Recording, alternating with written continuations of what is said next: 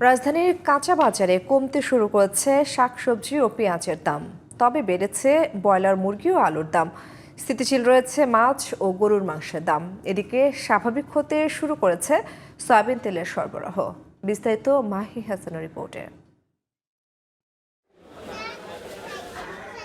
সরবরাহ বাড়ায় রাজধানীর বাজারে কমতে শুরু করেছে সবজির দাম। কিছু সবজি ছাড়া শীতের বেশিরভাগ সবজি বিক্রি হচ্ছে 50 থেকে 80 টাকার মধ্যে। সবজি তো বর্তমানে যত দিন যাচ্ছে ততই দাম কমতেছে। বেগুন 60 টাকা, সিম 60 টাকা, পটল 60 টাকা, মূলা 40 টাকা।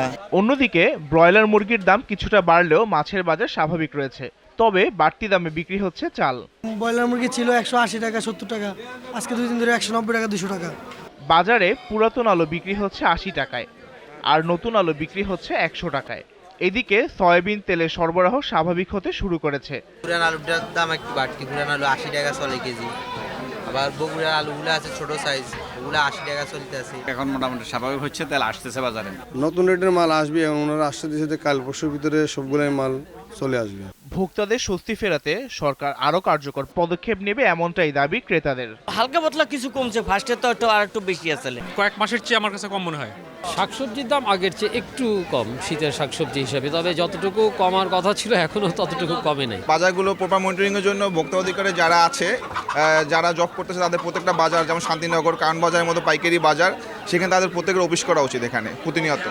কিছু অসাধু ব্যবসায়ী ইচ্ছে মতো দাম বাড়াচ্ছেন, তবে বাজারে নিয়মিত অভিযান চালালে এসব অসাধু ব্যবসায়ীদের দমন করা যাবে বলে মনে করেন ক্রেতা বিক্রেতারা। Mahi Hasan, GTV news, Dhaka.